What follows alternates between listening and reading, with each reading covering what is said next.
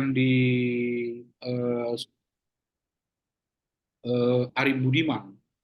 Ada juga sebenarnya beberapa buku itu yang dikarang oleh Sri Tua Arif dan lain-lain. Nah, saudara-saudara sekalian, saya kira membahas pembangunan ini pastilah kalau kita di ilmu kasus ini tidak bisa terlepas dari teorinya, teori pembangunan. Buku karangan Arif Budiman ini sebenarnya satu buku klasik, buku lama, tapi dia masih cukup update ya untuk membahas kondisi hari ini, baik di Indonesia maupun di dunia. Judul buku yang ditulis oleh Sri itu apa namanya Arif Budiman ini adalah Teori Pembangunan Negara Dunia Ketiga. Tapi maksud Arif Budiman dengan negara dunia ketiga itu bukan negara-negara berdasarkan basis ideologi. Kalau Anda masih dengar informasi tentang Perang Dingin tahun 70-an sampai tahun 90-an, negara-negara di dunia itu terdiri dari dua blok, blok Amerika Serikat dan Eropa Barat, itu representasi kapitalisme, kemudian ada blok Uni Soviet, itu adalah representasi dari komunisme. Jadi maksud Arif Budiman ini bukan blok berdasarkan ideologi itu. Ini bukan negara dunia ketiga yang tidak berpihak kepada blok barat maupun blok timur. Tapi maksud Arif Budiman ini negara dunia ketiga ini adalah satu istilah lain yang dibuat untuk menjelaskan terkait kondisi pembangunan di negara-negara miskin. Jadi hal yang paling substantif yang mau diurai oleh Arif Budiman itu adalah terkait dengan pembangunan di negara-negara miskin. Kenapa negara-negara miskin termasuk Indonesia itu gagal dalam melakukan pembangunan? Kenapa negara-negara miskin itu dia tidak beranjak dari negara-negara agraris cenderung miskin menjadi negara industri maju? Itu yang dibahas oleh Arif Budiman dengan buku Teori Pembangunan Dunia Ketiga. Termasuk kita nanti bisa membedah bagaimana pembangunan di Indonesia. Apakah dia masuk dalam kategori-kategori teori yang dibangun dan dibahas oleh Arif Budiman ini. Nah, secara umum sebenarnya nanti kita bisa melihat ada beberapa teori yang menjelaskan kenapa negara dunia ketiga atau negara-negara miskin atau bahasa Orde Baru dulu negara-negara berkembang itu dia gagal melakukan pembangunan, gagal meningkatkan derajat ekonomi masyarakatnya, gagal meningkatkan kesejahteraan masyarakatnya. Itu yang dibahas oleh Arif Budiman dalam buku Teori Pembangunan Negara Dunia Ketiga. Nah, kata Arif Budiman, untuk membahas pembangunan di negara dunia ketiga, itu kita harus melihat dulu apa yang disebut sebagai teori keunggulan komparatif. Awalnya dunia ini itu membagi negara-negara itu menjadi dua. Satu negara industri maju, kemudian ada negara agraris. Idealnya menurut teorinya negara maju dan negara agraris ini dia saling simbiosis mutualisme. Ada perdagangan antara negara-negara maju dengan negara-negara agraris ini yang saling seimbang. Negara maju itu mengekspor barang-barang industri, sedangkan negara-negara dunia ketiga, negara miskin, negara agraris itu dia mengekspor kebutuhan-kebutuhan pangan atau sektor pertanian kepada negara-negara maju. Tapi kemudian teori keunggulan kompetitif ini itu gagal ya. Negara maju itu lebih banyak diuntungkan ya kan dibanding dengan negara-negara dunia ketiga yang berkonsentrasi pada sektor agraris. Baik karena perdagangannya yang tidak seimbang, ya kan? Perdagangan hasil industri dengan hasil pertanian itu bisa 20 kali lipat harganya kalau kemudian dibandingkan. Atau karena kemampuan negara-negara industri maju itu dia melahirkan barang-barang subsistensi impor. Negara Amerika Serikat ya ternyata selain dia membangun industri juga bekerja pada sektor pertanian. Mereka kemudian melakukan rekayasa genetik sehingga sektor-sektor pertanian itu bisa mereka penuhi. Sektor pangan itu bisa swasembada mereka. Di tahun 2002, 2003 misalnya, Amerika Serikat itu surplus kedelai, ya kan? Negaranya itu kemudian untuk menstabilkan harga kedelai itu memborong seluruh kedelai petani. Kedelai itu kemudian dibuat minyak makan dan dibagikan ke negara-negara miskin itu secara gratis untuk posyandu dan lain-lain. Nah itu kondisinya. Jadi ada perdagangan yang tidak seimbang. Padahal idealnya teori keunggulan komparatif ini atau keunggulan kompetitif ini menghendaki ada perdagangan yang seimbang antara negara sektor agraria dengan negara-negara industri. Nah, atas peristiwa itu, kata Arif Budiman, para ahli kemudian membedah kenapa negara miskin ini atau negara agraris ini gagal mengikuti perdagangan bebas dari teori keunggulan kompetitif. Apakah dia terjadi karena faktor internal atau dia terjadi karena faktor eksternal? Apakah ini terjadi karena persoalan-persoalan yang ada di negara-negara miskin atau ini ada persoalan lain yang berpengaruh kemudian membuat negara-negara miskin itu dia tidak bisa mengalami kemajuan karena ada faktor yang di luar jangkauan mereka. Nah, ini yang menurut Arif Budiman kemudian melahirkan 3 teori besar. Pertama itu adalah teori modernisme, yang kedua teori independensi, yang ketiga itu adalah teori sistem dunia. Gitu. Analisis terhadap kegagalan negara dunia ketiga, sekali lagi, itu kemudian melahirkan 3 teori besar. Satu, teori modernisme, modernisasi kalau bahasa kita, kemudian ada teori independensi, teori ketergantungan, kemudian teori sistem dunia. Teori-teori ini kemudian membahas kenapa negara dunia ketiga, kenapa negara miskin itu gagal melakukan pembangunan. Nah, yang pertama mungkin akan kita bahas teori modernisasi. Teori modernisasi, saudara-saudara sekalian, itu beranggapan bahwa kegagalan negara dunia ketiga membangun itu karena faktor internal mereka, itu bukan faktor eksternal, ya, tapi faktor internal mereka. Nanti kita akan lihat misalnya beberapa pandangan dari teori para ahli dari teori modernisasi. Misalnya ada Rostow, ada McLean, kemudian ada beberapa ahli yang lain yang menjelaskan faktor-faktor apa yang kemudian berpengaruh di dalam internal negara-negara dunia ketiga atau negara-negara miskin itu kemudian mereka gagal membangun. Nah, hal pertama yang kemudian diungkap oleh teori modernisasi adalah indikator keberhasilan pembangunan. Indikator pertama menurut mereka, negara yang berhasil membangun itu biasanya ditandai dengan pertumbuhan ekonomi yang tinggi, gitu. Jadi tumbuh ekonominya, tumbuh perdagangannya.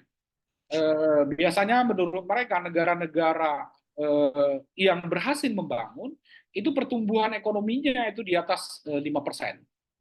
Kalau dia di bawah 5%, 3%, 2%, 1%, apalagi mengalami inflasi yang luar biasa, itu negaranya dianggap gagal melakukan pembangunan. Itu indikator utama gitu dari pandangan teori modernisasi terkait dengan berhasil atau tidak berhasil satu negara itu melakukan pembangunan. Kenapa menurut mereka pertumbuhan ekonomi yang kemudian menjadi indikator awal dari keberhasilan negara dunia ketiga itu membangun? Karena ini adalah satu prasyarat yang mereka buat secara kuantitatif gitu untuk mengukur keberhasilan satu pembangunan di satu negara. Nah, ini kan poin awal yang kemudian dijelaskan oleh teori modernisasi. Jadi sekali lagi, apakah negara itu berhasil membangun atau tidak membangun, itu akan dilihat dari GNP mereka, Gross National Product. Akan dilihat dari GDP mereka, Gross Domestic Product gitu. Apakah ini mengalami perkembangan atau tidak? Kalau kemudian dia tidak mengalami perkembangan, maka negara ini dia dianggap gagal melakukan pembangunan. Kata mereka, biasanya pertumbuhan ekonomi yang tinggi itu dia akan melahirkan apa yang disebut sebagai konsep trickle down effect. Jadi ada program konglomerasi yang dilakukan oleh pemerintah, konglomerat itu disupport untuk melakukan eksploitasi terhadap sumber daya alam yang kemudian akan meningkatkan pertumbuhan ekonomi. Dengan pertumbuhan ekonomi yang muncul itu, maka kemudian akan muncul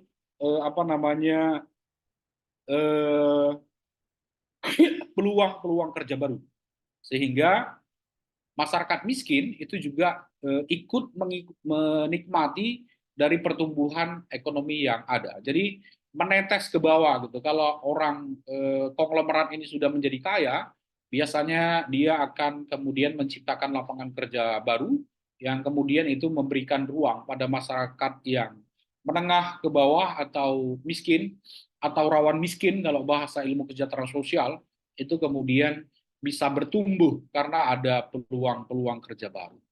Nah, mereka kemudian juga menyusun beberapa hal gitu yang kemudian menjadi indikator penting gitu dalam rangka meningkatkan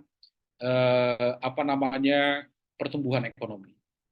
Pertama, mereka menyatakan bahwa untuk bisa ada pertumbuhan ekonomi, maka harus ada apa yang disebut sebagai modal. Nanti kita akan bahas teori yang dijelaskan oleh Rostow. Rostow itu menyatakan bahwa masyarakat itu berkembang dengan tahapan-tahapan yang jelas.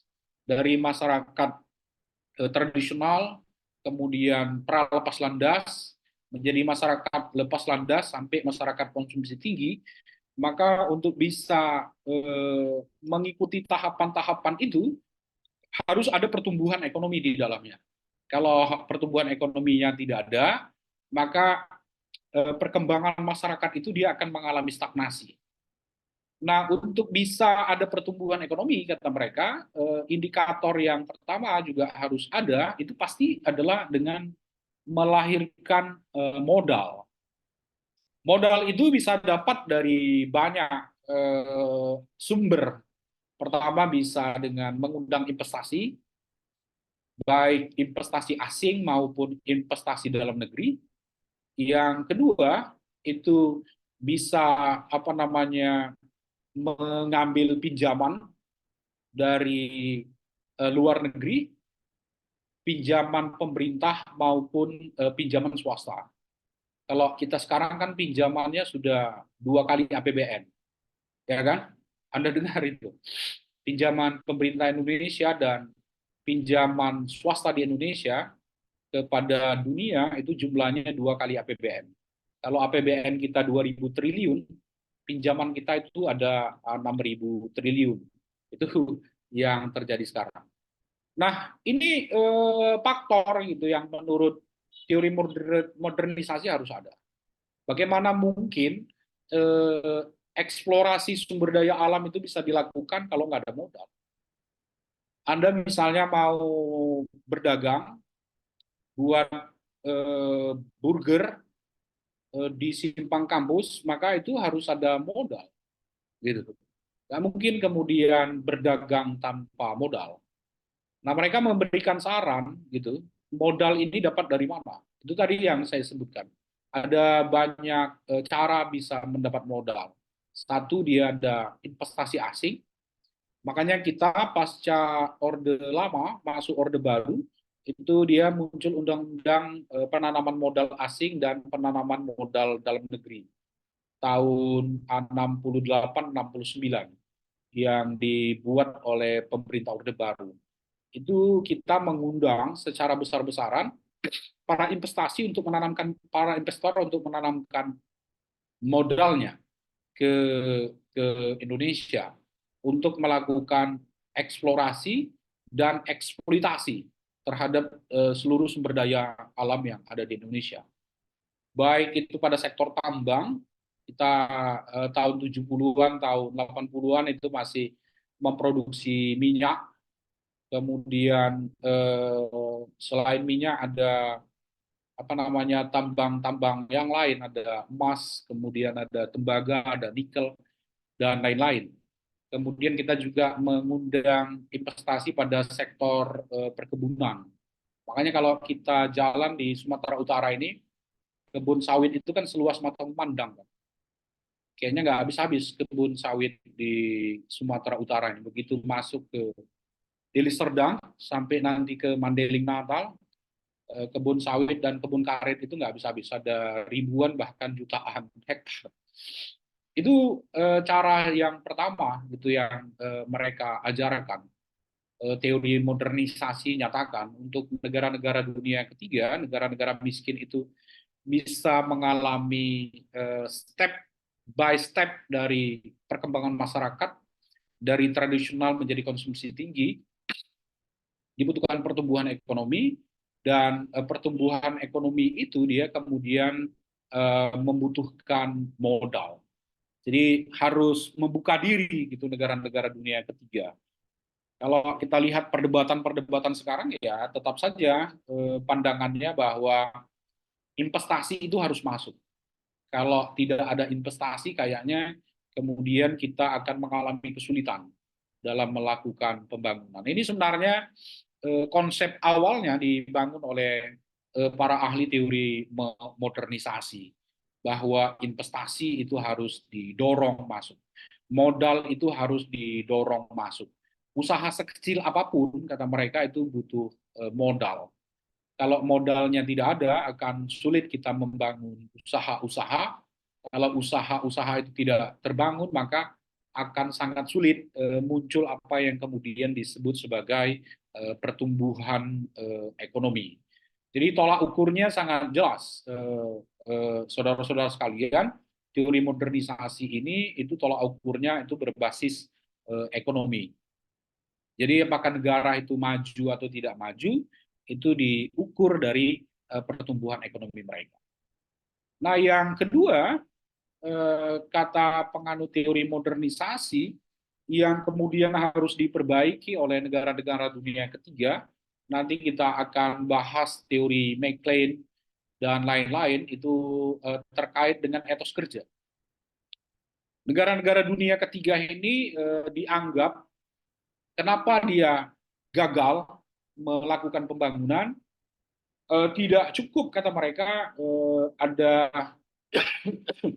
ada modal, ada investasi, tapi juga harus diperbaiki etos kerja mereka. Mereka mencontohkan apa yang kemudian disebut sebagai etik Protestan. Itu terjadi di negara-negara Amerika Serikat dan Eropa Barat. Etik Protestan itu mengajarkan bahwa keberhasilan orang di akhirat itu dia akan dilihat dari keberhasilan dia di dunia.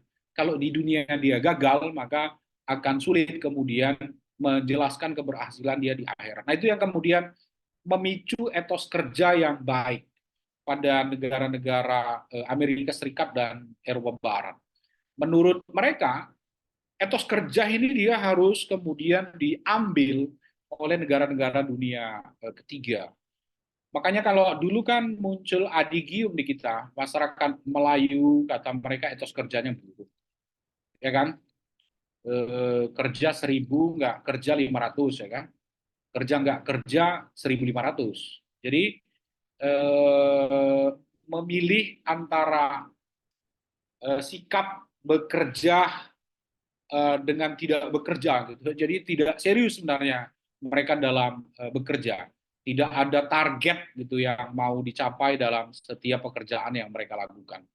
Apalagi pada masyarakat nelayan misalnya itu muncul anggapan ya selama ada laut ada ikan. Selama ada ikan maka kemudian akan terus ada rezeki yang dikasih Tuhan. Itu membuat masyarakat nelayan kita nggak ada perencanaan. Masyarakat nelayan kita itu nggak terlalu giat dalam mencari ikan gitu, sehingga mereka bisa keluar dari kehidupan yang subsistensi. Tahu Anda subsistensi? Subsistensi itu kata Dieter Evis itu ya kehidupan kita kisarannya cuma dari tangan sampai ke mulut saja, nggak ada saving. Pokoknya apa yang didapat hari ini disyukuri aja, untuk besok itu kita pikirkan lagi. Nah, menurut peneliti dari teori modernisasi itu menunjukkan bahwa etos kerjanya buruk. Semestinya setiap individu itu dia harus punya target, punya rencana, kemudian punya skema gitu dalam menata hidup mereka. Kalau skema nggak ada, rencana nggak ada, target yang nggak ada, berjalan seperti air mengalir ya kadang-kadang airnya terlalu besar akhirnya hanyut sendiri ya kan. Nah itu yang terjadi pada negara-negara dunia ketiga. Atau misalnya muncul juga adigium pada masyarakat di Jawa sana ya makan orang mangan asal kumpul gitu ya kan. Pokoknya ada dan tidak ada rezeki itu nggak apa-apa, yang penting bisa kumpul keluarga. Ini kan sebenarnya adigium-adigium yang dibangun gitu untuk menilai etos kerja kita, yang belum tentu itu terjadi. Atau pada masyarakat Batak misalnya muncul adigium bahwa laki-laki itu harus lebih banyak di kedai kopi daripada di ladang, ya kan? Ladang itu urusan istri. Biasanya suami-suami itu baru akan ikut ke ladang itu jam setengah 12 siang. Sedangkan istrinya itu berangkat ke ladang jam 7 pagi paling lama. Istrinya itu kemudian akan membawa seluruh perlengkapan di ladang, termasuk perlengkapan makan siang. Jadi suaminya itu nanti datang pada jam makan siang. Setelah sampai ke ladang, ke kebun, ke sawah, 30 menit dia bekerja karena jam 11.30 dia baru sampai. Jam 12 dia sudah minta rehat. Makan dulu, habis makan kata dia ya tidur siang dulu. Nah itu anekdot adigium yang dibangun untuk menggambarkan betapa buruknya etos kerja kita. Kita ini dia kalau pekerja itu dia kalau bisa 11.14. Tahu Anda 11.14? Datang jam 11, pulang jam 14 gitu. Itu yang terbangun pada masyarakat kita. Walaupun itu sebenarnya belum tentu sesuai dengan realitas yang ada, tapi gambaran dari teori modernisasi terkait dengan buruknya etos kerja kita itu yang kemudian dimunculkan. Nah, makanya menurut mereka selain investasi itu harus ada, kemudian juga harus ada bangunan untuk menciptakan etos kerja yang baik pada masyarakat. Jadi kita ini hampir tidak punya inovasi. Itu kan dibilang mereka. Kalau di Singapura, kemudian negara-negara Amerika Serikat itu bisa setiap bulan itu bisa ratusan hak cipta yang muncul dan ditetapkan. Kenapa? Itu karena kreativitas masyarakatnya tinggi. Kalau kita satu bulan atau satu tahun itu mungkin ada 5 sampai 10 aja hak cipta yang muncul. Kenapa? Kreativitas kita itu nggak ada gitu. Kemampuan kita untuk menciptakan produk-produk itu nggak ada. Itu menurut teori modernisasi terjadi karena ya etos kerja kita buruk. Ya kita ini kan lebih banyak kepengen ngobrol dibanding dengan kepengen menemukan sesuatu, ya kan? Makanya di perpustakaan-perpustakaan universitas itu jauh lebih sepi dibanding dengan di KP-KP. Kira-kira gitu nggak ya? Sekarang masih gitu ya? Kira-kira berapa banyak orang yang kumpul di perpustakaan universitas? Coba kita banding berapa banyak orang mahasiswa yang kumpul di KP-KP. Itu kayaknya jauh lebih banyak yang kumpul di KP dibanding yang ada di perpustakaan universitas. Kira-kira mahasiswa teknik USU itu berapa hak cipta yang dia eh, keluarkan setiap tahun? Coba nanti Anda cari. Jangan-jangan nggak ada. Atau mahasiswa di FISIP USU itu berapa banyak kira-kira hasil penelitian yang dimunculkan setiap tahun? Jangan-jangan mahasiswa ini nggak pernah juga terlibat melakukan penelitian. Nah itu gambaran-gambaran yang disampaikan oleh teori modernisasi gitu terkait dengan etos kerja kita. Nah yang paling radikal itu nanti akan kita bahas juga ya. Anda baca buku Ari Budiman ini sudah etos kerjanya buruk, budaya korupsinya juga besar gitu pada negara dunia ketiga.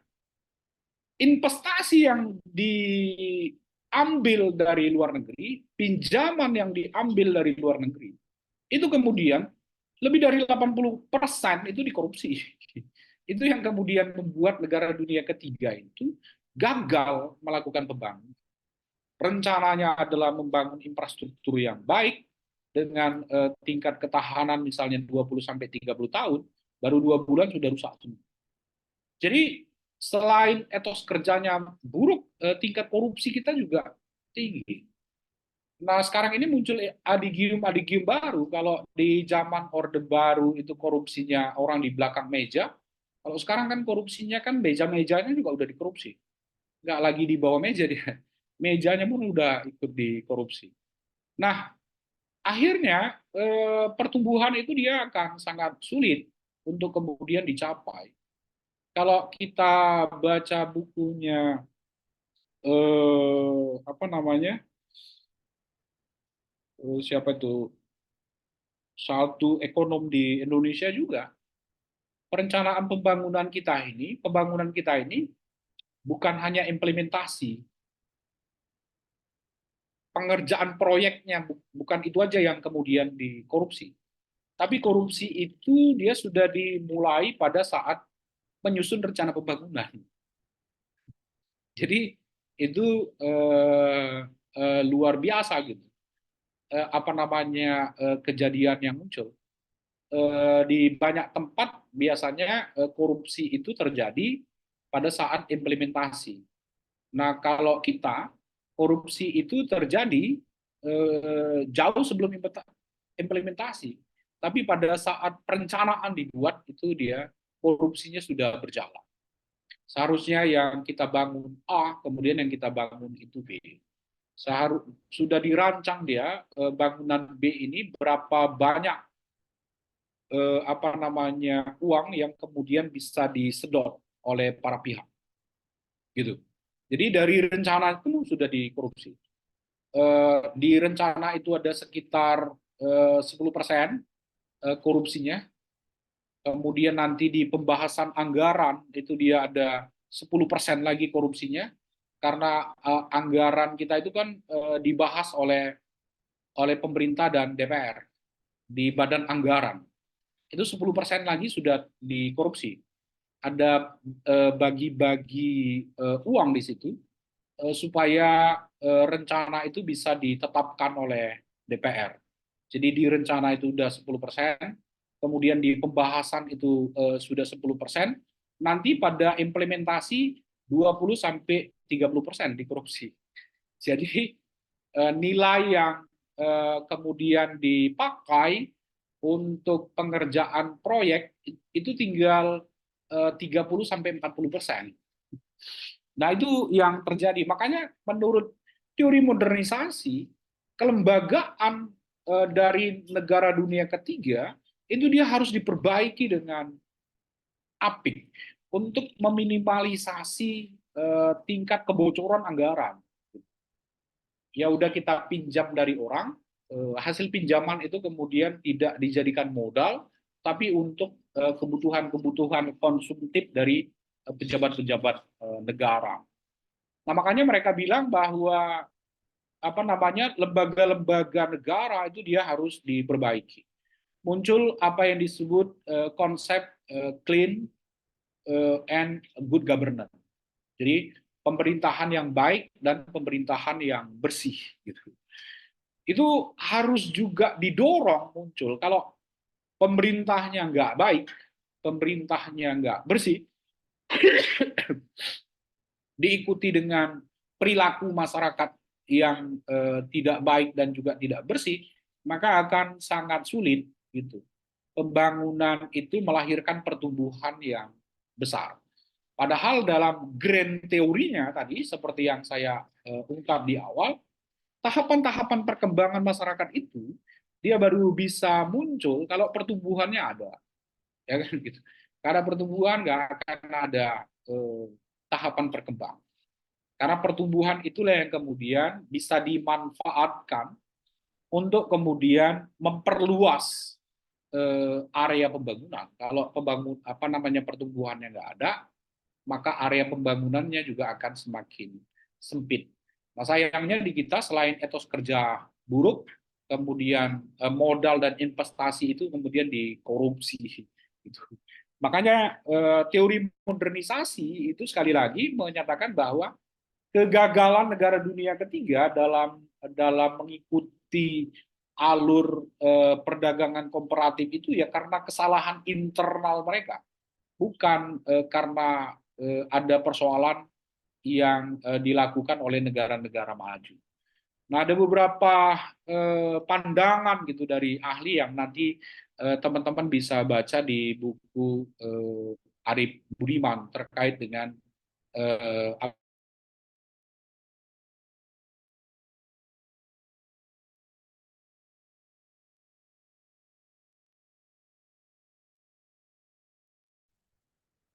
ya, sorry ya, ada trouble pada sinyal ini kayaknya. Nanti teman-teman bisa baca di buku Arif Budiman. Jadi sekali lagi, Rosto misalnya menyatakan bahwa seluruh negara di dunia itu dia akan mengalami tahapan yang sama. Itu menurut mereka, menurut Rosto. Tahapan awal dari tradisional pra lepas landas menjadi negara konsumsi tinggi itu semuanya akan dialami oleh negara-negara di dunia. Tapi ada negara yang sudah selesai menjalankan tahapan itu, ada negara yang belum atau sedang melaksanakan tahapan-tahapan itu. Nah, makanya dorongan mereka paling tidak pada 3 indikator awal tadi. Ada investasi, etos kerjanya baik, disertai dengan clean and good governance. Kalau 3 ini dia prasyarat ini tidak ada, maka akan sulit gitu kata Rosto, negara-negara itu dia akan mengalami perkembangan menuju negara-negara apa yang disebut sebagai negara maju atau negara-negara konsumsi tinggi. Nah, kita ini kan sebenarnya stagnasi.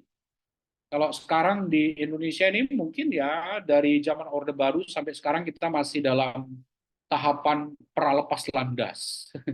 Belum lepas landas gitu. Masih tahapan persiapan.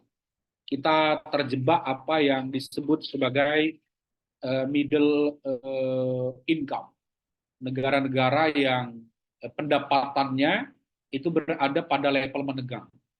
Terjebak kita di situ, tidak mengalami perubahan yang signifikan.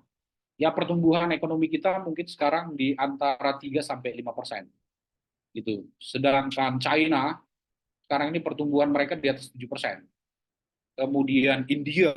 Sekarang ini kan negara industri baru itu ada China dan ada India.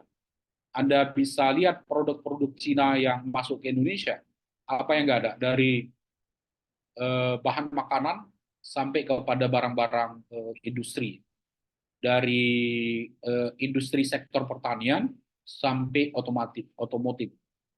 Bahkan negara China itu mengekspor itu bukan hanya barang-barang industri, tapi pekerjanya pun mereka ekspor ke kita. Makanya kita itu tetap berada pada level negara ya menengah ke bawah lah ya kalau kemudian dikomparasi dengan negara-negara maju. Nah, harapan saya nanti saudara-saudara sekalian bisa mengeksplor lebih dalam gitu terkait dengan apa namanya teori modernisasi. Walaupun nanti teori ini banyak juga dikritik dari teori independensi misalnya, mengkritik bahwa sebenarnya kegagalan negara dunia ketiga membangun itu tidak hanya melulu karena faktor internal mereka, tapi juga banyak juga faktor-faktor eksternal. Kritik pertama mereka misalnya terkait indikator keberhasilan pembangunan. Pembangunan itu berhasil ya menurut mereka tidak hanya bisa dilihat dari pertumbuhan ekonomi. Banyak negara termasuk Indonesia di tahun 80-an sampai 90-an itu pertumbuhan ekonominya tinggi di atas 5%, ya kan? Tapi kemudian tidak membuat kesejahteraan itu muncul. Malah diiringi dengan kerusakan lingkungan yang luar biasa, gitu. Pertumbuhannya tinggi, tapi kemudian masyarakatnya miskin. Jarak atau rasio antara masyarakat miskin dengan masyarakat yang kaya itu kemudian sangat jauh. Itu yang kita sebut di Kesos sebagai ketimpangan sosial. Ketimpangan sosialnya luar biasa, gitu. Nah ini kan kritik awal. Gitu. Ternyata trickle down effect itu dia nggak muncul. Yang muncul itu trickle up effect. Kalau kita nanti luring, saya kira ini kan akan lebih banyak saya jelaskan. Yang muncul itu kan bukan trickle down effect, tapi trickle up effect. Adakah orang yang sukses secara ekonomi itu kemudian secara sukarela akan membuka keran gitu pada apa namanya jalur ekonominya untuk kemudian memberikan support pada masyarakat yang lain untuk kemudian tumbuh. Itu menurut pandangan dependensi ya mungkin ada satu dari 100 sampai 1000 pengusaha gitu. Yang muncul itu dia adalah akumulasi modal. Paham Anda akumulasi modal ya? Kalau kemarin modalnya 100, ketika dia tanamkan investasi, maka dia berharap bahwa di tahun depan itu modalnya jadi 200. Di tahun depannya lagi itu dia berharap modalnya akan jadi 300 sampai 100 triliun gitu. Itu yang kemudian dilakukan oleh banyak pengusaha. Jadi bukan kemudian dia mendistribusi kekayaannya, tapi kemudian menumpuk kekayaan itu sehingga sumber-sumber ekonomi itu dia kuasai sendiri, bukan dikuasai bersama-sama, tapi dikuasai sendiri. Nah, itu yang kemudian disebut trickle up effect. Dia bukan menetes ke bawah, tapi menetes ke atas. Ada semacam tembok yang dibangun oleh pengusaha-pengusaha ini supaya sumber-sumber ekonomi itu dia tidak jatuh ke bawah. Kalau jatuh dia akan terhalangi oleh tembok yang mereka bangun. Jadi ada mantul ke atas. Itu yang kemudian disebut sebagai trickle up effect. Gitu. Nah, di sisi lain, kata teori dependensi, negara-negara maju itu dia melakukan perdagangan yang tidak seimbang dengan negara-negara agraris. Itu yang kemudian membuat ketergantungan negara agraris, negara-negara miskin itu dengan negara-negara maju. ada ketergantungan negara miskin dengan negara maju. Di sisi lain, negara maju seperti yang tadi saya ungkapkan di awal, mereka melakukan rekayasa ekonomi sehingga apa yang kemarin diimpor barangnya itu kemudian dia bisa menghasilkan produk dalam negeri gitu. Dan kemudian mereka melakukan proteksi terhadap produk-produk luar negeri itu supaya produk-produk dalam negeri mereka sehingga tidak kalah bersaing pada produk-produk luar pada saat perdagangan itu dilakukan. Kita saya kira masih mendengar bagaimana Amerika Serikat itu memblok produk tekstil dari Cina, gitu, nggak boleh masuk ke Amerika Serikat. Atau mereka memblok produk-produk apa namanya pertanian yang dihasilkan oleh negara-negara agraris seperti tadi saya sebutkan. Begitu mereka surplus kedelai, kedelainya itu dibeli oleh negara, itu bentuk proteksi gitu dari mereka. Kita juga tidak bisa serta-merta mengirim barang ke sana, ada proteksi yang mereka lakukan untuk melindungi sektor-sektor pertanian mereka. Jadi perdagangannya itu ya sangat tidak seimbang. Kita hanya bisa jual satu ke sana, tapi mereka bisa menjual 100 kemari. Itu yang menurut teori dependensi menyebabkan negara-negara dunia ketiga itu dia tidak mengalami perubahan signifikan karena ada perdagangan yang tidak seimbang. Nah, itu kira-kira pengantar dari saya, saudara sekalian, terkait dengan teori-teori pembangunan. Jadi ada teori modernisasi yang digawangi oleh Rostow, McLean, dan lain-lain. Bagaimana mereka menjelaskan bahwa kegagalan teori keunggulan kompetitif yang menyebabkan negara miskin tidak berkembang itu karena faktor internal mereka sendiri. Soal modal, soal etos kerja, soal budaya korupsi, soal birokrasi yang terlalu rumit dan cenderung koruptif dan lain-lain. Nah, sedangkan di sisi lain ada kritik yang dimunculkan oleh teori dependensi bahwa kegagalan negara dunia ketiga membangun itu bukan semata-mata karena faktor internal mereka. Investasi yang muncul itu kemudian lebih banyak merugikan negara dunia ketiga. Saya kira ada pembahasan yang sampai sekarang ini belum selesai terkait dengan Freeport. Ya kan? Freeport itu sudah dari tahun 70-an menanam investasi ke Papua, kira-kira apa keuntungan yang didapat oleh Republik ini? Kayaknya keuntungan lebih banyak dari penanam modal. Kita itu hanya menikmati kerusakan lingkungan ya kayaknya. Itu menurut teori dependensi. Atau ada begitu banyak tambang nikel, batu bara, timah gitu yang diinvestasikan oleh investor asing, tapi itu dia tidak bisa berakibat banyak pada ekonomi kita. Nah, itu yang kemudian terjadi sehingga akumulasi apa namanya modal itu tidak berhasil dijalankan oleh pemerintah. Tapi akumulasi modal itu tetap ada pada multinasional corporate yang kemudian menanamkan investasinya di Republik. Itu kritik-kritik tajam yang disampaikan oleh teori dependensi terhadap pandangan yang dimunculkan oleh teori modernisasi. Nah, lebih dalam, saudara-saudara sekalian, kalau kita baca buku Sri Tua Arif misalnya, terkait dengan pandangan teori modernisasi dan dependensi, itu adalah latar belakangnya ternyata. Menurut beliau, munculnya teori modernisasi dan teori dependensi ini dilatar belakangi dengan ekspansi ideologi.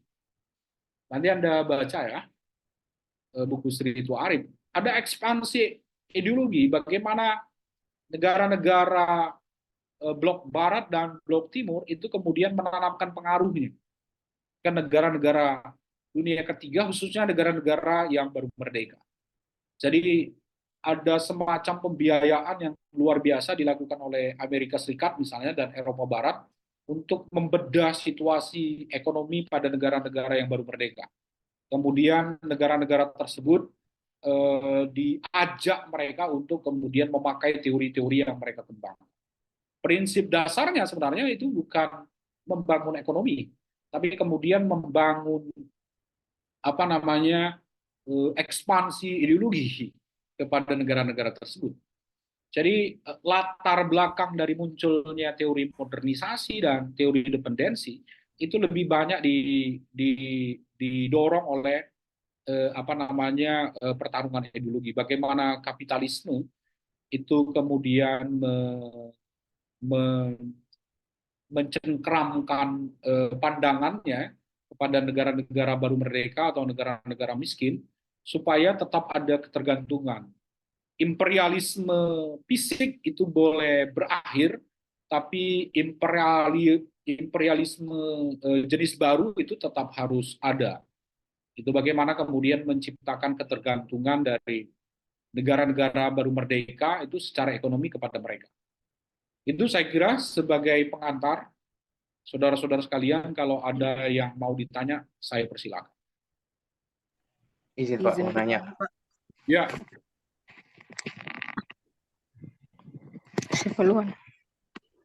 Silakan. Siapa duluan?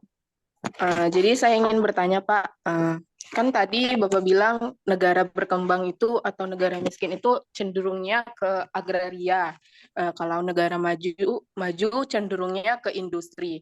Bagaimana bila negara berkembang ini benar-benar nih memanfaatkan agraria mereka atau mereka melakukan hilirisasi itu ke rempah-rempah mereka, itu bisa nggak menjadi ke tahap negara maju? Dan bagaimana menurut pandangan Bapak bila kebijakan itu hanya berfokus ke infrastruktur, itu juga menjadi salah satu pendorong kemajuan atau malah menjadi timbal bumerang untuk negara tersebut, menjadi ketimpangannya itu semakin tinggi. Terima kasih Pak. Oke, baik. Satu lagi silakan. Oke Pak, saya. Mungkin ini masih secara tidak langsung berkaitan ya. Berkaitan dengan apa yang namanya industri hilirisasi sama infrastruktur di Indonesia. Jadi kan Pak, di ini habis Pilpres ini banyak fenomena gitu Pak. Pabrik-pabrik di sekitaran Jawa Bali itu pada tutup. Pabrik ban, pabrik tekstil itu pada tutup. Artinya Indonesia ke depannya itu bakal kelebihan suplai listrik Pak. PLN itu bakal kelebihan suplai listrik. Sementara banyak negara-negara itu yang kan seperti Amerika kan memindahkan pabriknya itu ke India untuk banyak produksinya karena Cina dianggap sudah tidak layak lagi untuk diinvestasikan oleh Amerika gitu. Kira-kira Pak, kenapa Indonesia nggak bisa gitu menarik Amerika untuk berinvestasi di Indonesia menggantikan pabrik-pabrik yang tutup itu Pak? Itu kira-kira bagaimana Pak? Baik. Satu lagi ada? Ada, cukup.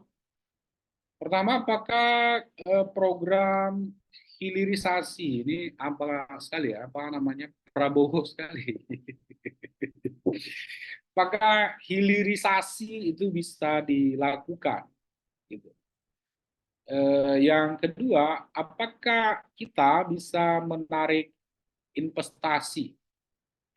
Jadi kalau kita mau memakai teori dependensi lebih dalam, teman-teman sekalian, pembahasannya bagi investor itu dia kunci paling paling substansi mereka mau menanamkan modalnya atau tidak itu terkait dengan satu efisiensi yang kemudian berimplikasi kepada keuntungan.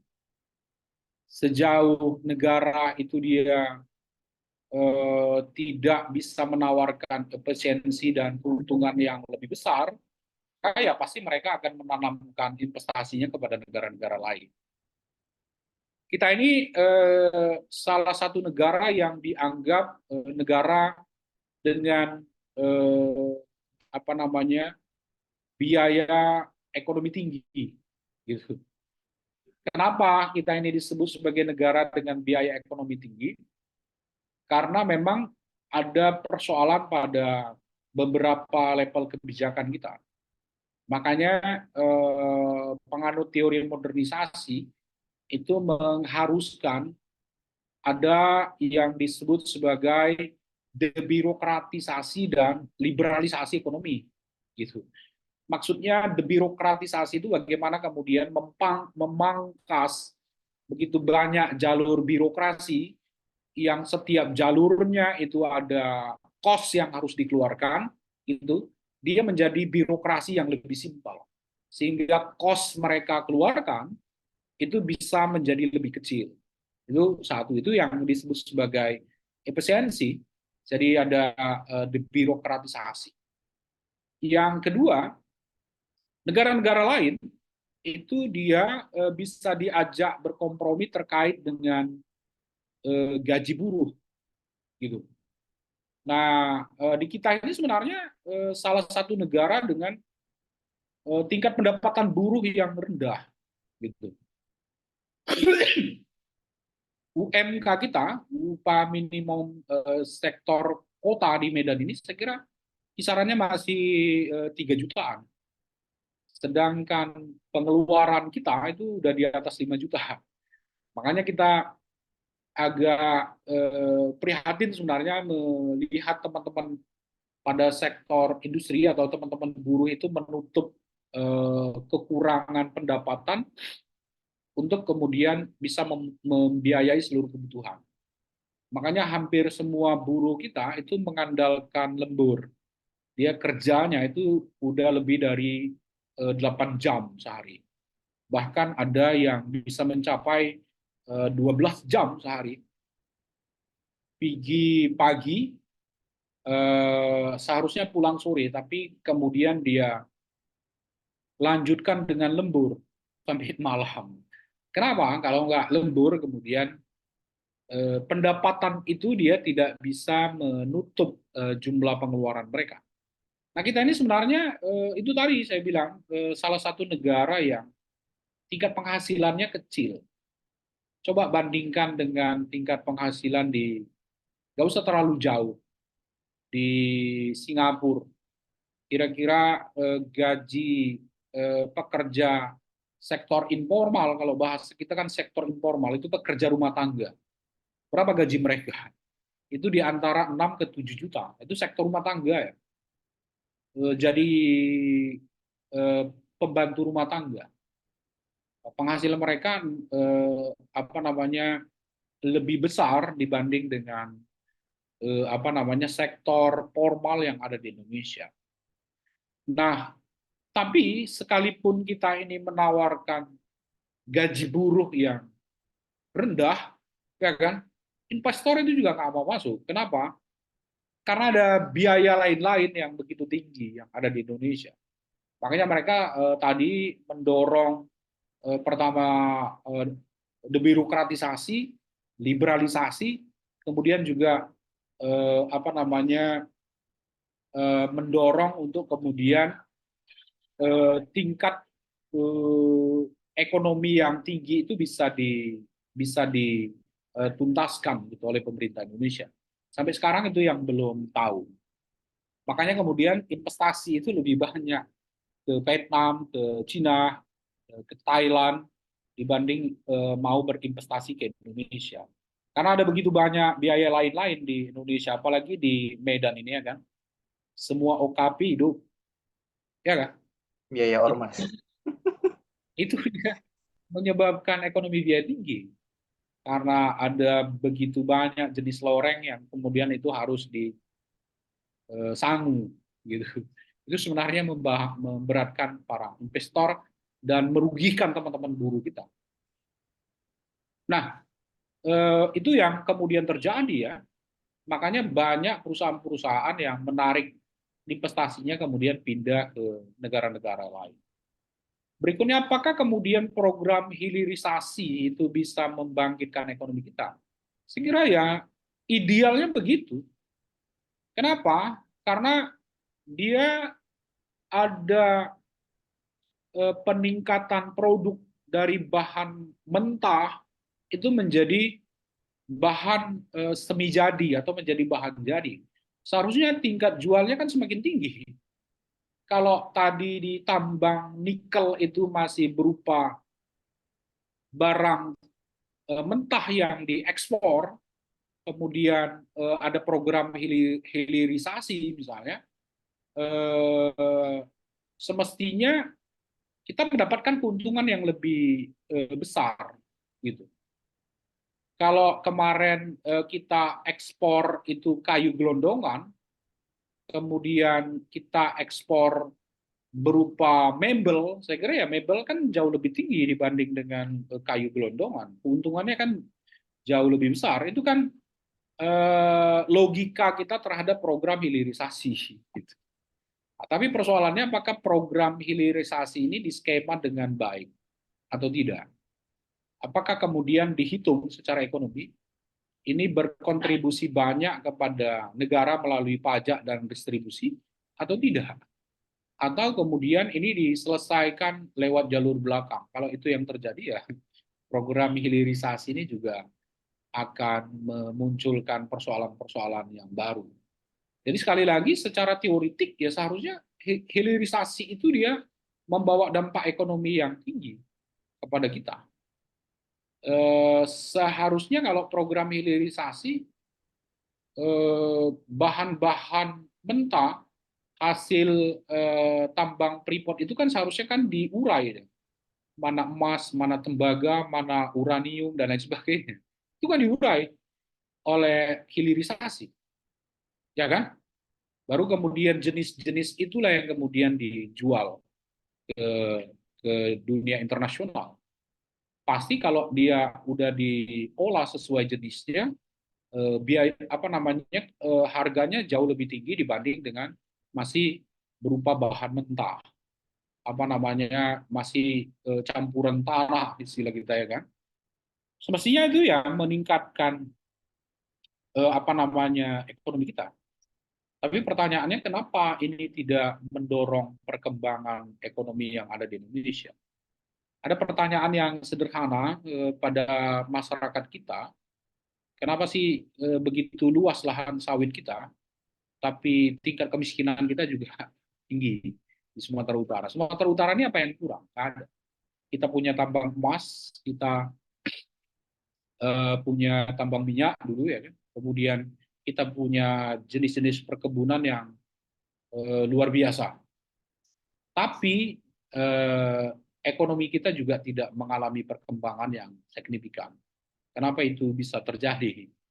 Bahkan di beberapa titik, kalau kita jalan-jalan dari Medan ke Banda Aceh, begitu lewat Langkat masuk ke Aceh itu kita akan tertidur dengan pulas kan, ya kan? Karena jalannya begitu bagus.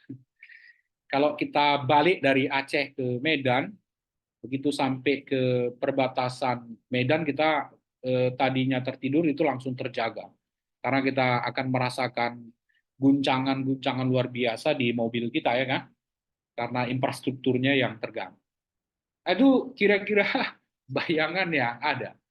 Makanya akan menarik gitu kalau kemudian Anda bisa memahami secara detail teori modernisasi, kemudian teori dependensi dan juga teori sistem dunia. Bagaimana ekonomi kita itu di-create untuk kebutuhan apa? Apakah ini di-create semata-mata untuk membangun ekonomi demi apa namanya masyarakat banyak, atau dia ada anomali di situ sehingga ekonomi masyarakat banyak itu dia tidak terbangun dengan baik, tapi pertumbuhannya ada. Itu kira-kira. Makanya nanti Anda dalami apa namanya ya ajaran yang disampaikan oleh Rostow, oleh McLean dan lain-lain. bahwa untuk mencapai satu step berikutnya, maka situasinya harus baik. Yang paling substantif, kata Rostow, semua lembaga negara itu dia bisa mengkondisikan suasana politik dan ekonomi yang itu bisa mendorong investasi itu bekerja dengan baik. Kalau negara itu gagal mengkondisikan lembaga-lembaganya, situasi politiknya, sehingga investasi itu berjalan tidak baik, itu maka yang muncul itu adalah persoalan-persoalan baru. Nah, kira-kira menurut Anda, lembaga-lembaga yang ada di Republik ini itu sudah mengkondisikan supaya investasi itu bekerja dengan baik atau tidak? Kalau tidak, berarti kita masih punya problem yang luar biasa. Gitu. Seharusnya lembaga-lembaga itu dia harus bisa menciptakan suasana gitu, di mana investasi itu bisa bekerja. Paham maksudnya kan? Investasi itu bisa bekerja. Ya, jadi sektor-sektor industri, sektor-sektor ekonomi itu dia bisa bergerak. Gitu.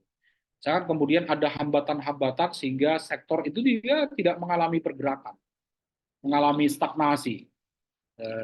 Ya mau hilirisasi dan lain-lain kita lakukan, kalau stagnasi itu muncul, maka ya perkembangan itu dia tidak akan ada.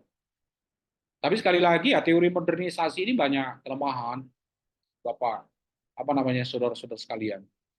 Khususnya pandangan mereka bahwa satu-satunya indikator pembangunan itu hanya persoalan ekonomi.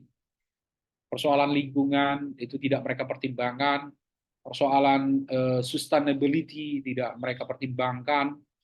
Nah, padahal terminologi pembangunan itu dia tidak hanya lagi menyentuh pada aspek-aspek ekonomi, tapi menyentuh aspek lingkungan, ada persoalan karbon dan lain-lain. Ada persoalan perubahan lingkungan yang luar biasa yang mengancam tidak hanya ekonomi tapi juga mengancam kehidupan di bumi, ya kan? Soal sustainability gitu, keberlanjutan pembangunan itu juga dimunculkan gitu untuk melakukan kritik terhadap teori modernisasi bahwa satu-satunya indikator pembangunan itu bukan hanya soal ekonomi, apalagi hanya soal pertumbuhan. Pertumbuhan yang tinggi itu tidak serta-merta menciptakan evolusi kehidupan ekonomi masyarakat, tapi juga bisa melahirkan involusi kehidupan masyarakat. Tahu Anda involusi? Involusi itu dia ya ibarat kita jalan di tempat, bukan gerak jalan ya, jalan di tempat. Kita memang berjalan tapi dia tidak bergeser dari dari embarkasinya, di situ-situ aja kita. Itu yang disebut sebagai involusi ekonomi, gitu. Seharusnya namanya bergerak itu dia kan maju gitu. Kalaupun lambat dia tapi ada perubahan yang terasa. Tapi kalau involusi dia ya kita bergerak tapi di situ-situ aja. Itu namanya jalan di tempat. Nah, kita berharap sebenarnya kita tidak mengalami jalan di tempat itu. Tapi pergerakan kita mestinya lebih maju. Nah, teman-teman nanti bisa baca juga buku Todaro ya, Pembangunan Ekonomi Negara Dunia Ketiga. Todaro mengeksplor lebih dalam bagaimana pertumbuhan itu kemudian tidak menciptakan arus perubahan pada 40% penduduk termiskin di negara-negara dunia ketiga. Ya 40% penduduk termiskin ya gitu-gitu aja. Pertumbuhannya tinggi, sektor ekonomi bergerak, ya kan? Tapi kemudian situasi masyarakat miskin itu dia tidak mengalami perkembangan. Nah, di kita, Kesos saya kira akan lebih banyak mengkaji itu. Bagaimana perkembangan ekonomi 40% penduduk termiskin di Indonesia khususnya. Apakah ada mengalami laju karena dipengaruhi oleh faktor pertumbuhan, atau mengalami di jalan di tempat, atau bahkan dia mundur ke belakang. Yang miskin makin miskin, yang kaya makin kaya. Itu soal, gue kira, yang ada di kita, yang itu harus banyak kita diskusikan sebagai anak kesos. Apakah program-program pembangunan pada masyarakat miskin itu dia mengalami keberhasilan atau tidak? Jangan-jangan program-program pembangunan itu dia hanya muncul sukses di permukaan, tapi kemudian membawa masalah itu pada apa namanya realitas sosial masyarakat kita. Kemarin saya sudah singgung terkait dengan revolusi hijau. Apakah revolusi hijau ini dia mengantarkan masyarakat petani itu menjadi lebih baik, atau justru kehidupan ekonomi mereka lebih buruk sebelum muncul dan modernisasi yang diajarkan oleh teori modernisasi? Lakukan modernisasi pada setiap sektor ekonomi. Sektor ekonomi pertanian kita didorong untuk dilakukan modernisasi. Apakah kira-kira dengan modernisasi sektor pertanian itu petaninya makin kaya? Atau justru mengalami perubahan arus balik gitu? Kalau kata Huntington kan ada arus maju, ada arus balik. Ya, bukan makin kaya mereka, tapi makin miskin. Karena kita gagal melakukan deteksi terkait dengan apa namanya struktur kepemilikan perangkat ekonomi pada sektor pertanian. Kira-kira yang menguasai tanah di Republik ini berapa banyak? Apakah tanah itu terdistribusi kepada seluruh petani? Apakah seperti di Jepang misalnya, seluruh petaninya itu minimal punya tanah 2,5 hektar? Jangan-jangan petani kita lebih banyak nggak punya tanah. Kalau petani kita nggak punya tanah, artinya mereka bekerja pada sektor buruh tani. Kalau kemudian dilakukan modernisasi pertanian, maka pasti jumlah pekerjanya berkurang. Kalau sebelum dilakukan modernisasi, 1 hektar itu harus dikerjakan oleh 10 orang, tapi begitu dimunculkan modernisasi, ya 1 hektar bisa ditangani oleh 1 sampai 2 orang saja. Artinya ada 8 pekerja pada sektor pertanian itu dalam tanda kutip ter-PHK gitu oleh program modernisasi pada sektor pertanian. Belum lagi itu modernisasi pada apa namanya hasil gitu.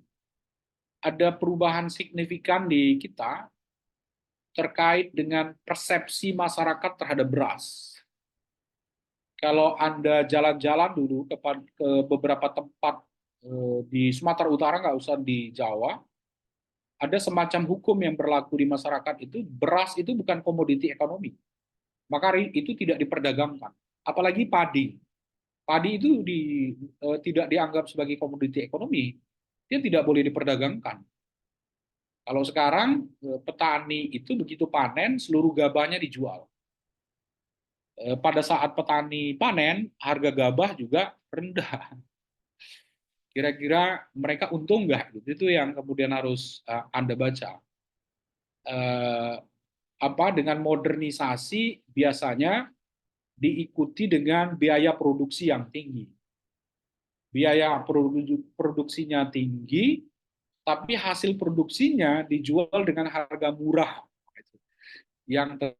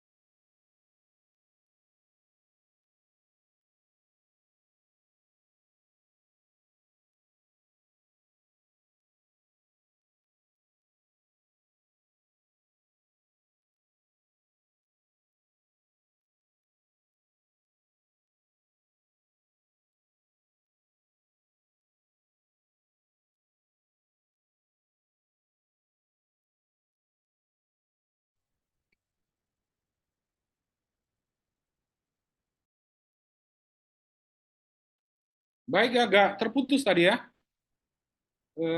karena Iya. faktor non teknis. Silakan kalau masih ada yang bertanya, tapi saya kepengen Anda dapat bukunya. Buku Are Budiman ini sudah ada yang bentuk digital, ya kan? Gak apa-apa lah kita mengambil yang digital itu. Walaupun Are Budiman sebenarnya rugi juga kita mengambil dalam bentuk digital yang bisa di-download secara gratis di Google. Silakan ada yang mau bertanya. Jadi itu tadi ya, apakah program-program pertanian, modernisasi, industrialisasi pada sektor pertanian itu bisa memberikan dampak yang baik pada masyarakat petani kita? Kalau ternyata kita ini gagal membaca bagaimana struktur kepemilikan tanah di Republik ini, ya modernisasi pertanian itu hanya akan dinikmati oleh segelintir orang. Nanti Anda cari buku Pran Husken, itu terkait dengan modernisasi industrialisasi pertanian di Jawa. Itu buku lama juga, tapi saya kira masih cukup relevan untuk Anda baca. Pran Husken menjelaskan bagaimana dampak modernisasi itu terhadap mayoritas petani di Jawa, gitu. Karena struktur kepemilikan tanah itu nggak berimbang, mayoritas masyarakat itu adalah buruh tani, maka modernisasi itu menyebabkan mereka kehilangan mata pencaharian. Tidak hanya membuat arus migrasi dari desa ke kota itu menjadi tinggi, tapi juga menyebabkan kemiskinan di desa itu dia semakin terasa. Nanti Anda cari lah. Kalau nggak ada, nanti saya kasih ke Komting buku yang saya punya untuk di fotokopi aja lah, nggak apa-apa lah. Walaupun Pran Huskennya juga akan rugi ya kan, karena kita nggak beli buku. Silakan kalau masih ada yang mau ditanya. Kira mau nanya nih. Silakan. Suara saya terdengar, Pak? Ya, bisa didengar. Silakan. Izin Pak, tadi kan Bapak sempat bahas tentang sistem politik ekonomi. Nah, jadi saya mau nyinggung satu kebijakan global Pak, yaitu namanya SAP, Structural Adjustment Program yang dibuat oleh IMF, yang mana itu tujuannya untuk mereformasi sistem politik ekonomi gitu Pak. Untuk di Indonesia sendiri, SAP ini itu mencakup beberapa komponen seperti liberalisasi harga, yang mana tujuannya itu untuk untuk meningkatkan otoritas pemerintah. Terus ada juga privatisasi dan proteksi barang impor dan ekspor. Terus ada reformasi banking dan desentralisasi. Namun Pak, ada pendapat bahwasanya mengatakan secara global program ataupun kebijakan SAP ini tuh dikatakan gagal memperbaiki kondisi politik ekonomi di negara peminjamnya. Nah, Indonesia sendiri juga termasuk ke negara peminjamnya. Nah, dari permasalahan ini menurut Bapak sendiri bagaimana Pak menyikapinya? Ya, kalau IMF, World Bank, atau apa namanya, Jepang Bank gitu, ya itu pasti punya motif keuntungan gitu ketika mereka menggelontorkan pinjaman kepada negara dunia ketiga. Itu kritik tajam yang disampaikan oleh teori dependensi ya, terkait dengan proses pinjaman luar negeri. Jadi ada semacam intervensi dalam tanda kutip yang dilakukan oleh negara-negara donor terhadap negara-negara peminjam. Kita kan negara peminjam. Kalau Anda mau pinjam di bank, itu pun kan harus ada syarat. harus ada apa namanya slip gaji, harus ada izin usaha kalau mau pinjam untuk usaha ya, ada agunan gitu, ya kan itu kan hal yang sederhana gitu kalau Anda bertransaksi di bank ya, terhadap Bank Dunia pun atau apa namanya dana-dana moneter internasional ya juga ada prasyarat yang harus juga dipenuhi. Prasyarat pertama ya pasti harus ada liberalisasi ekonomi. Salah satu inti dari liberalisasi ekonomi ya pasti privatisasi. Itu BUMN itu diprivatisasi, dijual itu kepada pasar gitu, sehingga negara yang membuat unit usaha itu dia dianggap tidak efektif gitu. Maka ya negara itu nggak boleh dia punya unit usaha. Padahal sebenarnya tujuan dasar para pendiri bangsa kita mendirikan BUMN itu adalah untuk melakukan proteksi dalam rangka nasionalisme pembangunan gitu pada sektor-sektor strategis gitu. Supaya sektor strategis ini dia jangan dikasih kepada asing, tapi itu berada dalam jangkauan pemerintah. Untuk apa? Untuk dua hal. Satu, dia untuk pelayanan publik. Yang kedua, itu untuk apa namanya pengembangan apa namanya pendapatan pemerintah di luar pajak. Jadi tujuan dasarnya ya sangat bagus. Anda bayangkanlah kalau kemudian PLN itu diserahkan kepada asing, ya, itu akan luar biasa Republik ini. Air sudah diserahkan kepada asing, ya kan, sehingga untuk mandi pun kita beli sekarang, ya kan. Seharusnya bumi, air dan kekayaan alam lainnya itu kan dikuasai oleh negara dan dimanfaatkan sebesar-besarnya untuk kehidupan masyarakat. Tetapi itu dia, begitu kita mau pinjam kepada negara-negara donor, maka harus ada syarat yang dilakukan, salah satunya liberalisasi ekonomi. Apakah kemudian liberalisasi ekonomi ini dia bisa berdampak baik atau berdampak buruk? Catatan yang dibuat oleh lembaga-lembaga kajian internasional, itu hampir semuanya berdampak buruk. Gitu. Liberalisasi ekonomi di Indonesia ya dampaknya sudah kita rasakan sekarang. Apakah itu baik atau buruk untuk kita? Kayaknya masih banyak persoalan yang muncul dari dampak liberalisasi ekonomi. Yang kedua itu tadi saya udah ungkapkan di awal. Selain liberalisasi ekonomi ya pasti juga ada debirokratisasi. Jadi ada formulasi yang mereka anjurkan supaya negara itu dia tidak lagi terlibat banyak pada urusan-urusan ekonomi, khususnya pada urusan-urusan pasar. Pasar, urusan-urusan ekonomi itu kata apa namanya lembaga-lembaga donor itu harus diserahkan kepada mekanisme yang ada dan berkembang di pasar. Jadi mereka memakai teori ekonomi klasik yang diajarkan oleh Adam Smith, gitu. Apakah kemudian ini berdampak baik atau tidak? Ya secara teoritik kata Adam Smith, pasar itu dia akan mencari keseimbangannya sendiri. Nggak perlu ada intervensi pemerintah. Justru dengan intervensi pemerintah maka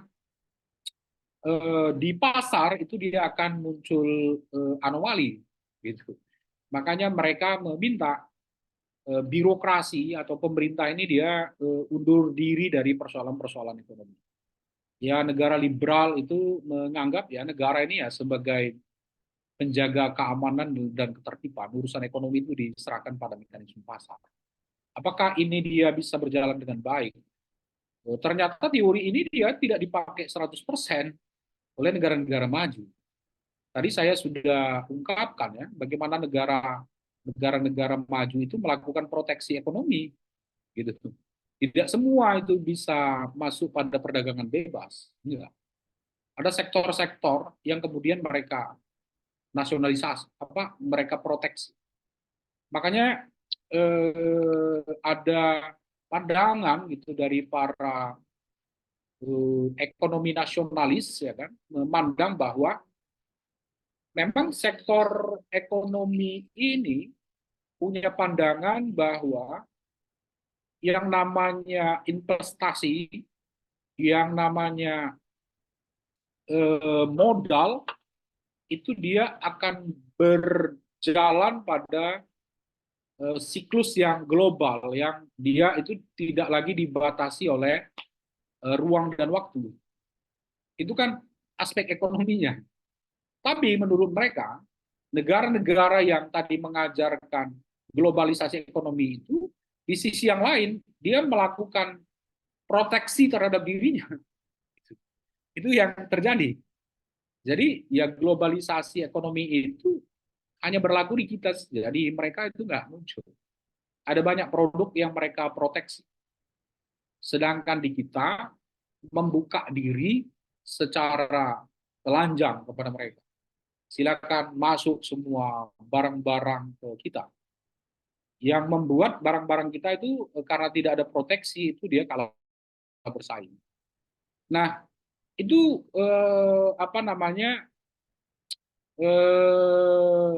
prasyarat gitu yang disampaikan oleh lembaga-lembaga donor kepada negara-negara yang mau berhutang kepada mereka. Ada prasyarat yang kemudian harus dipenuhi. Apakah prasyarat ini berjalan memberikan dampak positif atau negatif, itu bisa kita kaji. Itu makanya kemudian di banyak negara yang kemudian menolak intervensi IMF, menolak pinjaman dari IMF dan lain-lain. Tapi kita pada saat krisis ekonomi 98, kita menyerahkan diri kepada IMF. Ya mau nggak mau kemudian prasyarat-prasyarat itu harus kita penuhi. Termasuk tadi seperti yang Anda bilang, ada program liberalisasi ekonomi. Padahal kita ini kata Hatta bukan ekonomi liberal, tapi ekonomi gotong royong. Salah satu wujud dari ekonomi gotong royong itu ada koperasi, kemudian ada unit-unit usaha yang menjadi strategis nasional, itu yang dikuasai oleh negara. Gitu. Jadi kita ini demokrasinya kata Hatta itu mesti pada dua level, demokrasi politik dan demokrasi ekonomi. Untuk ada demokrasi secara politik dan ada demokrasi secara ekonomi, maka negara itu dia harus berada pada posisi membela kepentingan rakyat, gitu, bukan membela kepentingan investasi. Itu pandangan umum yang disampaikan oleh Hatta gitu, terhadap ekonomi politik kita. Jadi kata Hatta ya tidak bisa kemudian semuanya itu diserahkan kepada mekanisme pasar. Karena pasar itu cenderung akan melahirkan dua. Satu monopoli, yang kedua oligopoli. Itu kecenderungan pasar. Maka Keynes itu juga mengkritik gitu. Kalau negara tidak campur tangan terhadap persoalan ekonomi, maka ketidakadilan itu akan muncul di mana-mana. Ya harus ada peran negara gitu terkait dengan ekonomi. Kalau dia tidak ada peran, maka disparitas ekonomi antar kelompok, antar golongan, antar region itu dia akan muncul dalam dimensi yang sangat luar biasa. Itu kira-kira jawabannya, Khaira Nazira. Baik, terima kasih Pak. Baik. Udah sampai jam berapa ini? Udah 16.30. Oh, 16.30 ya. Kita masih punya waktu sekitar 15 menit. Silakan. Saya Pak. Ya. Ini sebenarnya mau melanjutkan pertanyaan Kera tadi tentang permasalahan ekonomi, Pak. Jadi tadi kan Bapak mengatakan kalau ekonomi negara berkembang itu nggak semata-mata salah dari luar gitu. Tapi di satu sisi kebanyakan kebijakan-kebijakan ekonomi di negara dunia ketiga itu diatur oleh negara-negara yang memang bisa dibilang maju gitu. Apalagi salah satunya yang tadi dibilang Kaira tentang masalah IMF gitu kan, Pak. Nah, sebenarnya yang mau saya pertanyakan lucu juga, Pak, karena negara-negara maju mendeskripsikan negara maju itu adalah ketika negara tersebut tidak ketergantungan akan sumber daya alamnya.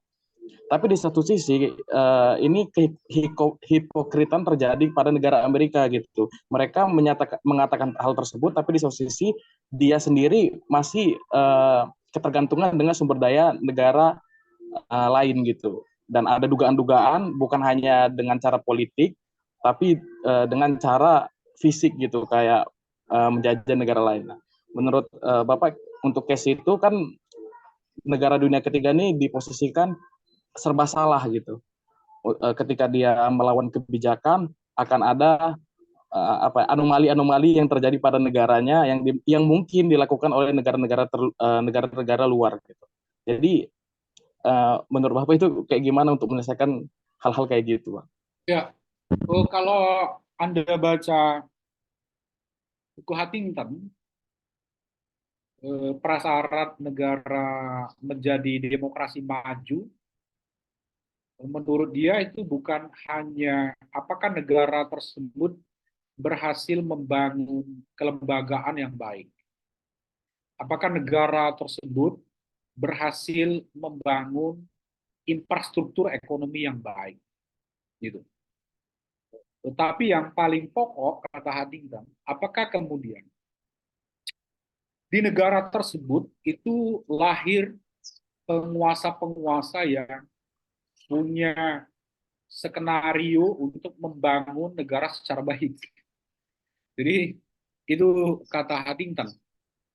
Kalau negara itu dia kehilangan atau tidak mampu melahirkan satu pemimpin yang baik, yang punya pandangan jauh ke depan tentang bagaimana visi dan misi negara itu diwujudkan, maka pada titik tertentu negara itu dia akan mengalami arus balik.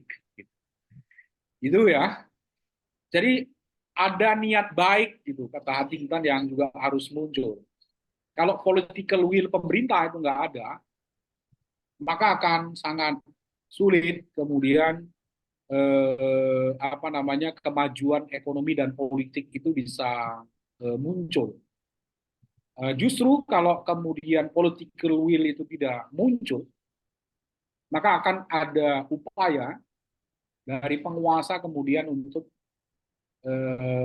merebut sumber-sumber yang ada itu untuk kepentingan diri dan kelompoknya. Itu yang terjadi. Kenapa negara-negara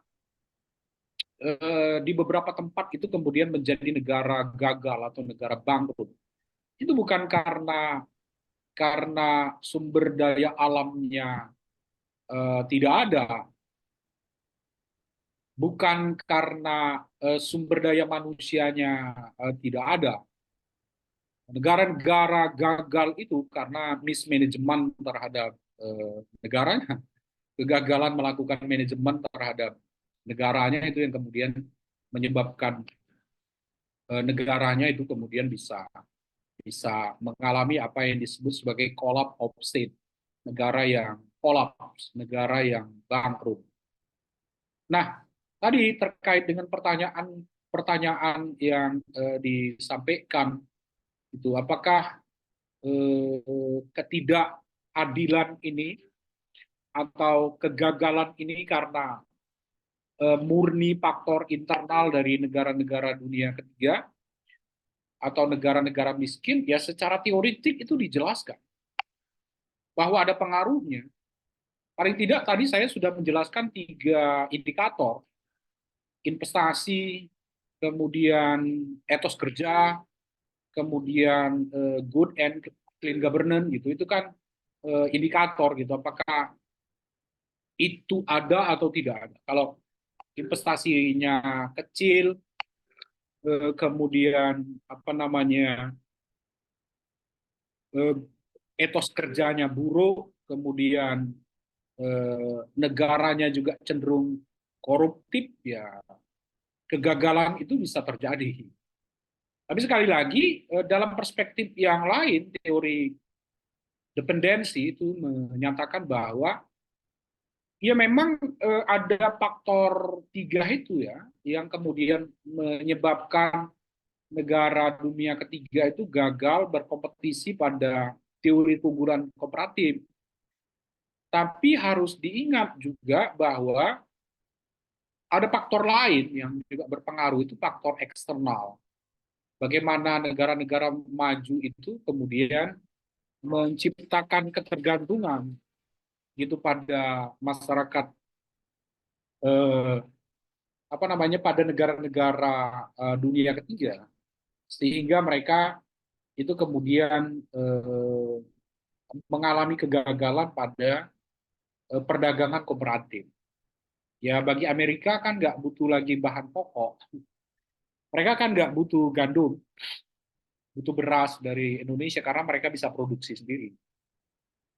Tapi apakah kita bisa melahirkan barang-barang industri sendiri? Enggak. Kita masih bergantung kepada mereka. Sendok makan aja kita impor dari China, ya kan?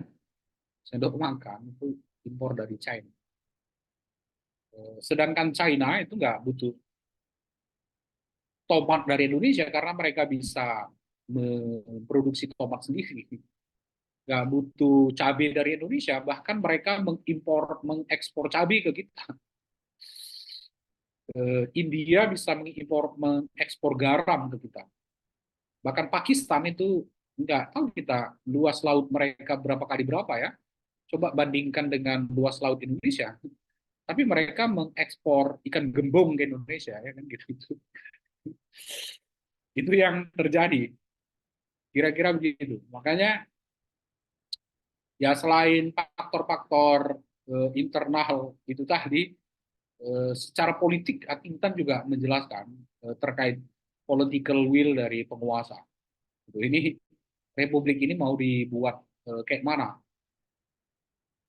Apakah tujuan bernegara sebagaimana dibahas oleh pembukaan Undang-Undang Dasar itu dia masih menjadi patokan atau kita sudah keluar dari framing itu? Kira-kira begitulah apa namanya, pembahasan yang sebenarnya penting untuk kita diskusikan lebih lanjut. Tapi sekali lagi saya berharap Anda membaca, ini kan baru kulitnya saja yang saya ungkap. Bagaimana Rostow menjelaskan, bagaimana McLean menjelaskan terkait dengan teori-teori pembangunan ini.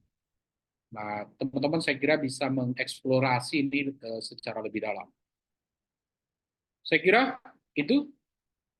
Ada lagi yang mau ditanya? Silakan. Sebelum kita akhiri kuliah ini. Oke, Pak. Mungkin dari saya penutup gitu, Pak. Untuk tugas kira-kira kayak mana, Pak? Tugas kemarin sudah dibuat linknya kira-kira. Kalau sudah dibuat, kirim ke saya linknya biar nanti bisa saya ambil tugas-tugasnya. Nah, kita lagi nggak perlu lagi pakai banyak kertas, gitu kan? Buat tugas ini ya kita buat digital aja. Tapi saya berharap tugas ini nggak copy paste ya. Banyak mahasiswa itu dia copy paste dari Google, ya kan? Karena Google ini dia memfasilitasi semuanya. Itu akan ketahuan kalau Anda copy paste dari Google, dari A sampai Z Anda cuma copy paste dari Google, itu akan ketahuan. Apalagi copy pastenya dari kawan Anda. Ada mahasiswa yang udah di copy pastenya tugasnya, tapi NIM masih pakai NIM kawannya, ya kan? Itu yang kemudian akan jadi masalah. Ya, dikumpul tugasnya hari ini kita belum ya. Kita minggu depan saya kira akan lebih mengeksplorasi teori-teori pembangunan ini dengan contoh-contoh kasus yang lebih luas. Bagaimana trickle down effect itu tidak terjadi, bagaimana ekonomi kita semakin bergantung kepada negara-negara maju dan lain-lain. Nah, sebelum kita ketemu minggu depan, saya berharap Anda sudah dapat bukunya. Arif Budiman, Teori Pembangunan Negara Dunia Ketiga. Ada lagi? Kalau nggak ada, saya kira kita padahi kuliah kita hari ini.